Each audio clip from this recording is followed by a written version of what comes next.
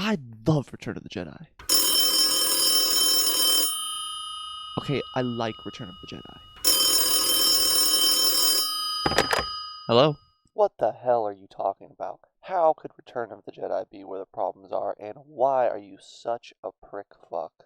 When I talk about Star Wars, I speak from the foundation that the franchise is popular and lucrative because A New Hope slayed in 1977. If the movie flopped, then nothing else Star Wars would exist, and many other blockbuster favorites probably wouldn't exist either. To poorly summarize my own video, words can't describe what made the movie so popular in 1977, and that's part of why it's so successful and also part of why the fan base is so divided. Every generation and every viewer has a different interpretation on what Star Wars is, and part of this is because George Lucas was inspired by so many different things when he originally wrote it, and it's doubtful that the creators of Star Wars now are inspired by many of the same things. I mean, do you think that Force Awakens and Rise of Skywalker's director J.J. Abrams is looking to things like Hidden Fortress and Seven Samurai for inspiration? Or do you think he's just rewatching the original trilogy and listening to the Disney executives who bought the right to dictate what Star Wars is? I find it hard to put my criticisms of modern Star Wars into words because in my mind there is always a worse Star Wars product, but in the mind of the viewer there is always a specific worst product. The entire franchise varies from animated Ewok adventures to,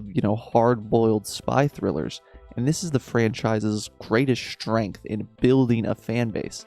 But it's its greatest weakness as cracks in that fanbase form, as each generation, each viewer, and each corner of the fandom asks for something different of each film, and it's impossible for any one piece of media to ever satisfy all those tastes. Most internet critiques and commentary on Star Wars today aren't actually engaging with the foundation of Star Wars, but instead critique the media based on their specific taste and desires, rather than judging the piece of media on what it's trying to be and how effective it is at that. But I find myself criticizing most commentary around Star Wars on YouTube today because they ask of Star Wars what they do not ask of themselves. Why create anything? YouTube videos like mine are a refinement and defining of personal taste, not God-sent objective truths about what makes Star Wars good. Everyone has a self-created mythology about Star Wars, so by claiming some things as Star Wars and other things as not Star Wars, you are essentially drawing the battle lines to your own imaginary culture war. George Lucas has garnered a perspective as a filmmaker visionary, which makes criticisms of Disney Star Wars on the internet a slam dunk. But most problems people point out as being reasons Star Wars is dead actually began with George Lucas with Return of the Jedi.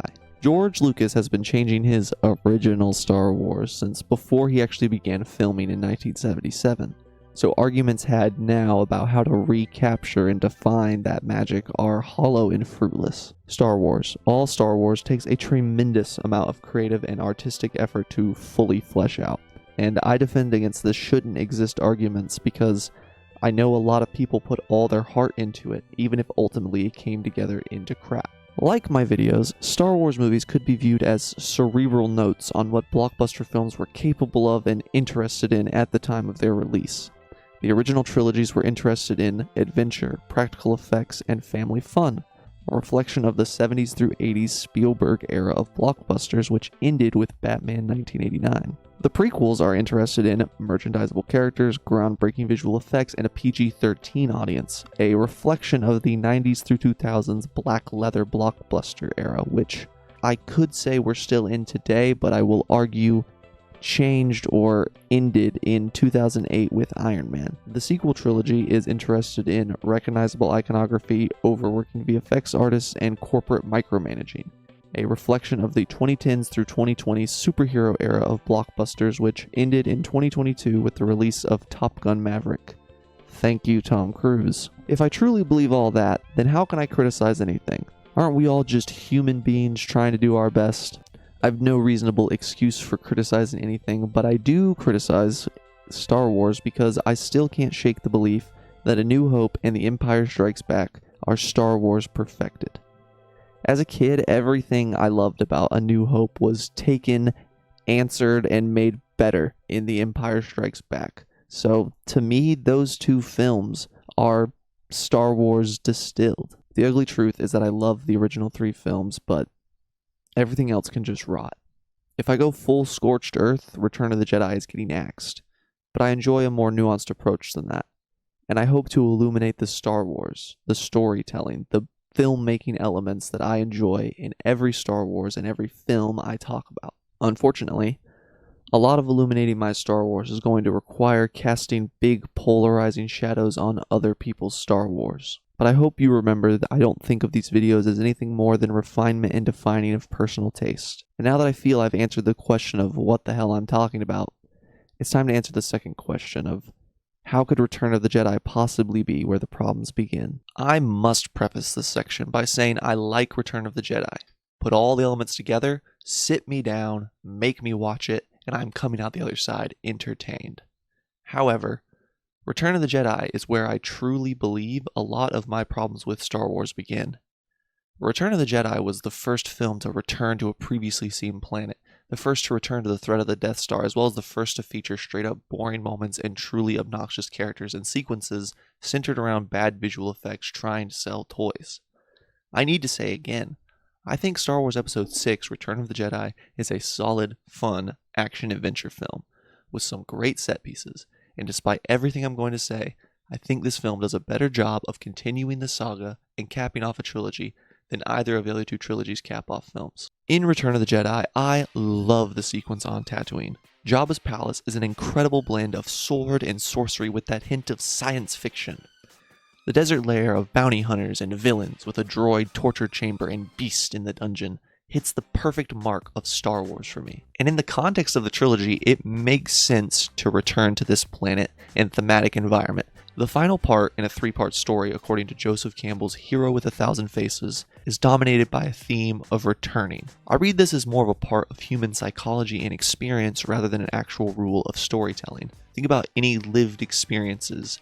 You went somewhere, you experienced something, and then you returned. If you didn't return, you wouldn't be able to retell the experience, and it wouldn't be a story I ever heard. The Hero with 1,000 Faces makes a pretty big deal about the hero being able to share the knowledge and change he's experienced with the people he left behind. So my problem with returning to Tatooine for the opening sequence of the film is that outside of one dialogue exchange between Luke and Han, there is never anything made of the fact that Luke is a different person than when he used to be here. I used to live here, you know. You're gonna die here, you know. Convenient. No point where he sees someone who remembers him as Wormy and reminds him of a time before he was a badass. There's never a moment where I feel Luke returns to the Tatooine he knew in A New Hope. I think it's an iconic Han Solo line on an iconically bad projection, and I wouldn't trade it for anything in the world. But I do think it's used to brush off any idea that the film is going to use the location of Tatooine for anything more than the place for the adventure to happen. If I were to view the saga as one 9-part story like an epic opera, I would be pissed that Anakin never returns to Tatooine. After being a slave there, dreaming of freeing all the slaves, giving monologues about his hatred of sand, and watching his mom die on Tatooine, you would expect some sort of cathartic return and revelation that his son grew up there. But it never happens. Anakin literally returns to being a Jedi, thus technically fulfilling the prophecy of the Chosen One and the meaning of the film's title, but these themes are never explored or given weight in the film outside of the fact that they happened and you saw it. Return of the Jedi as the third theatrical Star Wars film and the first to return to a planet, not utilizing that setting of Tatooine for anything other than a place for adventure and a Han Solo joke, Great. are the cracks of problems that, to me, become the prequels revisiting Tatooine every film and the sequels being Quip City. So who talks first? You talk first? I talk first? The sequence itself, rescuing Han Solo from Jabba's palace, is awesome, and I think it reestablishes the tone and world of Star Wars in a fun and exhilarating set piece. However, it does feel completely disconnected from the other 2/3 of the movie. The main issue is that nothing we establish or introduce outside of the core characters escapes Jabba's palace or matters to the rest of the plot. The only reason we go to Jabba's palace is to get Han Solo back, but then he's useless for the rest of the plot and becomes a part of the worst subplot in the film. Why do we need to get him at all? He doesn't even fly during the final space battle, which is the one thing we've been told he can do throughout the last 2 movies. Look, I want you to take her. I mean it, take her. I really need to get across that I enjoy this sequence, so to balance out my negativity, we'll make a sandwich. a positive piece of bread on top and bottom with a slab of critical meat right in the center. First, a positive thing. I have decided that if I was a character in Star Wars, I would be Salacious B. Crumb, aka Jabba's little guy. I am not choosing Salacious B. Crumb because I think he's cute or because he's my favorite Star Wars character, but because I truly believe that this little puppet represents my personality transposed into the Star Wars universe. Loves to laugh, little pudgy goblin guy, hates C-3PO, dies. I haven't gone full circle yet, but hey, I'm getting there. This is positive because I like him, he is good. And as for the implications on the broader Star Wars world, I think it's great to know that guys like me are represented in all corners of the galaxy. Keep it up. Second, a negative thing. All of the characters' reintroductions are exciting, but the characters themselves come out as cardboard cutouts of their previous selves, and this carries over into almost every other Star Wars thing, but specifically in this movie. Han Solo is introduced in the film as a blind, stumbling fool who needs to be taken care of by Chewie, but is somehow still capable of saving his friends and defeating Boba Fett by dumb chance.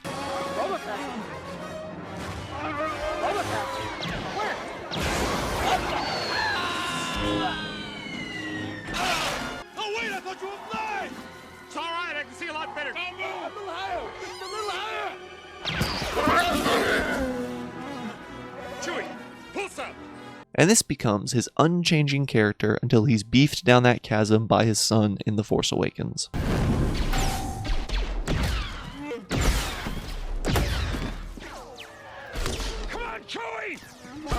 Luke Skywalker is introduced as a boring piece of wood who will pretend to offer peace and neutrality until you disagree, and then he'll try and kill you with his space magic. And this becomes the biggest complaint I hear about The Last Jedi. And now, a positive final thing. When C-3PO and R2-D2 are taken into the droid dungeon, it's revealed that gonk droids have pain receptors on their feet. And this is good because presumably gonk droids are designed and built by someone with the intention to be tortured. And this entire fearmonger droid slave system implies that droids in the wider Star Wars universe can not only comprehend, but fear death, which in my opinion is very good. To end the discussion of revisiting Tatooine, I'd like to say I enjoy that they didn't use the planet to try and force some sense of closure into the film, like is done in Revenge of the Sith.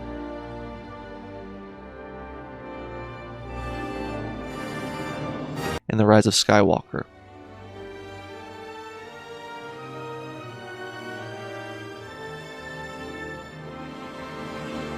But overall, I think it was wasted potential and sowed the seeds for many future boring Star Wars adventures. Like Jabba's Palace, as a standalone Star Wars sequence, I love the Rebel assault on the second Death Star. But like how Tatooine felt like coincidentally the place the adventure was happening, it very much feels like the second Death Star is just coincidentally the big laser of this movie. There is no effort to make the new Death Star feel bigger or more powerful. We don't even see it destroy a planet, and instead the film just flat out tells us it's bigger and more powerful and expects that to be good enough. Although the weapon systems on this Death Star are not yet operational, the Death Star does have a strong defense mechanism. The technological dark center that must be destroyed for our heroes to succeed is now a Star Wars staple. Happens in A New Hope, happens in Return of the Jedi, Phantom Menace, Force Awakens, Last Jedi, and Rise of Skywalker.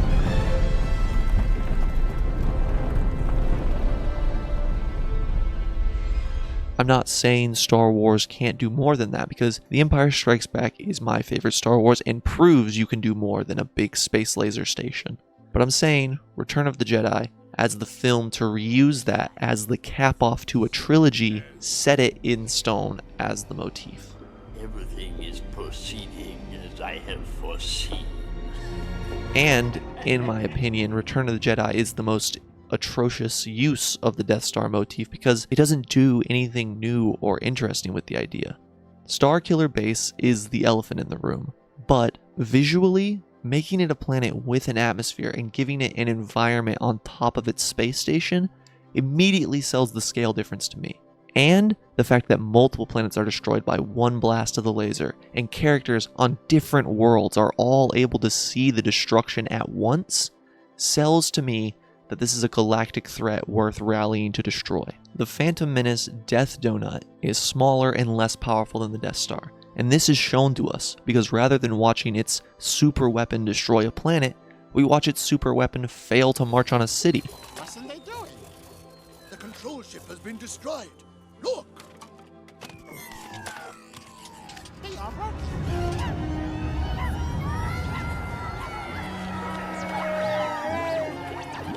They did it!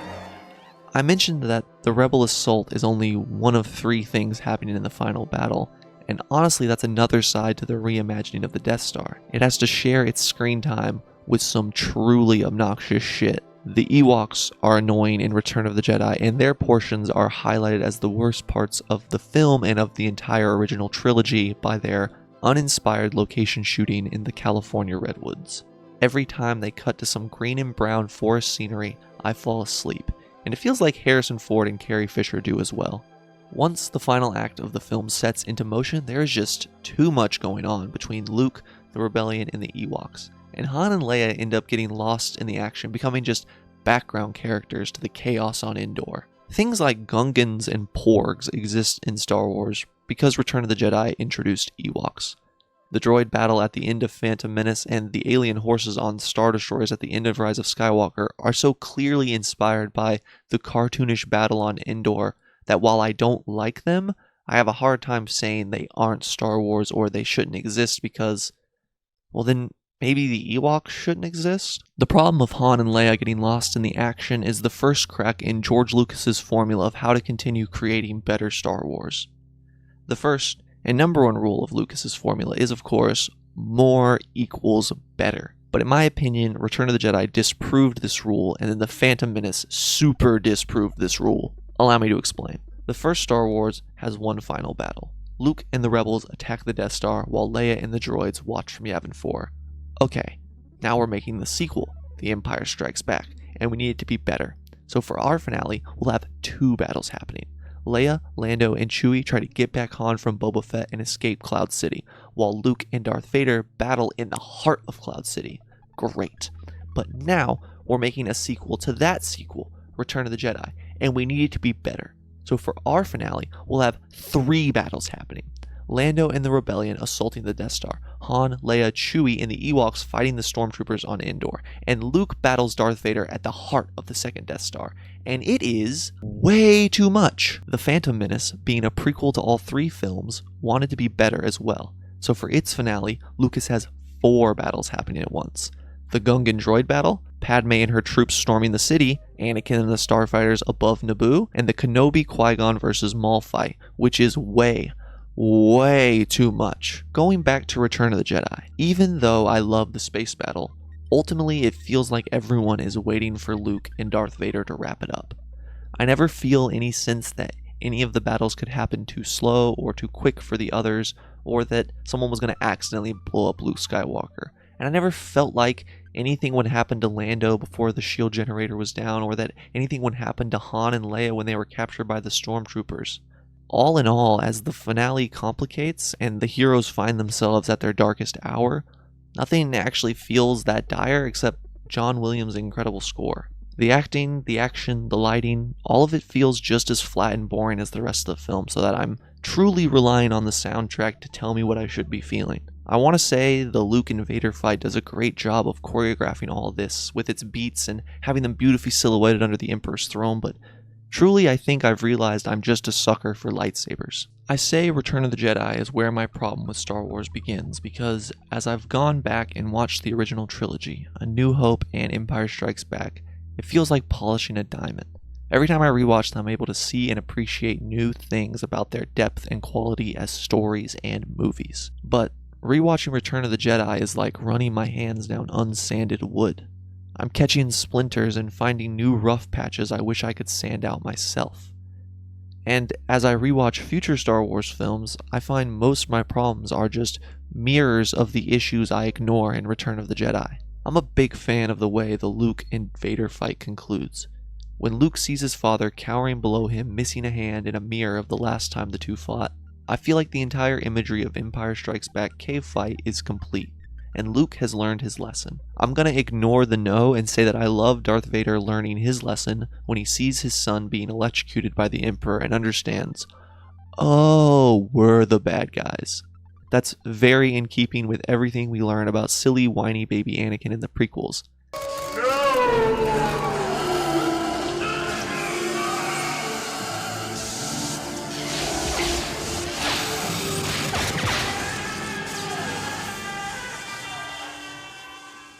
But I'm also a big fan of the way Luke taking off Darth Vader's mask to reveal Anakin has been built upon in prequel shows like The Clone Wars and Kenobi, where characters will destroy parts of the mask to reveal Darth Vader underneath. All of these characters are using their anger, their frustration, and their confusion to hurt Darth Vader, but they're never able to free Anakin. It takes a selfless act and a kind heart to peel Darth Vader off of Anakin, and ultimately he has to ask for the help. The Ewoks aren't without redemptive elements either. The scene where C-3PO convinces the Ewoks to love the rebels and help against the Empire is one of my favorites in the whole movie. It's another perfect blend of sci-fi fantasy with a Spielbergian heart that feels so intrinsically Star Wars to me. C-3PO needs to use sound, words, and visual reenacting to fully express the emotion of their adventures, and this builds on the themes I've discussed in Empire Strikes Back and A New Hope. But if I think about it for too long, I start to have problems with the implications. The Ewoks do not know the full context of the Sith versus the Jedi, the Rebels versus the Empire, or that Darth Vader is Luke's dad, or any of this stuff. They are given cliff notes to a war that has been waging for years in a couple of minutes, and they believe C-3PO's summary because Luke tricks them into thinking the golden droid is a god. The Ewoks are to Luke as Luke is to Obi-Wan. Obi-Wan gives Luke half-truths and then convinces him with magic not to question him. The Ewoks are given half-truths and then convinced not to ask questions by Luke's magic. It feels a little dishonest of the film to the story of Luke for him to do this without facing any repercussions for it. The film is so busy that barely any time can be taken to show that the Ewoks are having a shit time during the battle. For the most part, they're just having fun with Chewbacca. The overly intensive editing and special effects required of the film pushed Lucas and his team to build one of the first non-linear editing machines, which would eventually become the real-world analog to things I use every day like Adobe Premiere and After Effects. The film also featured some simple, early computer-generated effects in its viewing of the second Death Star's plans as a 3D model, which would somehow lead to things like Terminator 2 and Jurassic Park. Movie magic. However, I think the film is overworked with the amount of special effects required, and the problem is only furthered in the prequel trilogy when George Lucas seemed to pivot the entire franchise to be a testing ground for new technology. I'm forever thankful for where I am and the tightened shoulders I stand on, but I often wonder if the methods could have been less barbaric. Return of the Jedi is not the film where the special effects took over everything else, but it is where that problem begins. Compare this shot of Leia and Han in the Millennium Falcon hiding from the Empire in Episode 5 versus this shot of Han saying goodbye to the Millennium Falcon in Episode 6.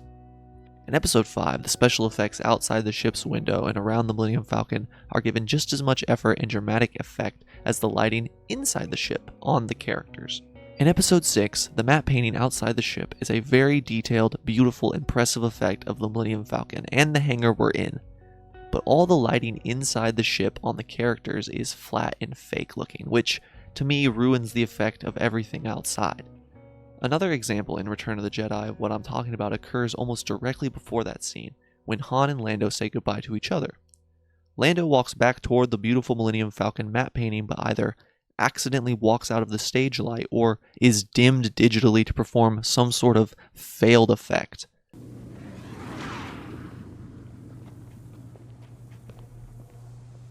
But either way, it ruins the effect that this is a real space and not just a painted image. Overall, in Return of the Jedi, I forgive all the bad Force speeder bike chases, desert skiff rides, and I ignore the Max Rebo ban because I like these characters, the themes, and the elements of the story. But if I strip the film of those superficial elements, which are mostly built on goodwill from the previous two films, I'm left with the same complaints and problems I hear from many people about future Star Wars. I think Return of the Jedi is a better ending to its trilogy and a continuation to the saga than Revenge of the Sith and The Rise of Skywalker, only because those films feature the same problems I have with this film, but magnified by their position in the franchise.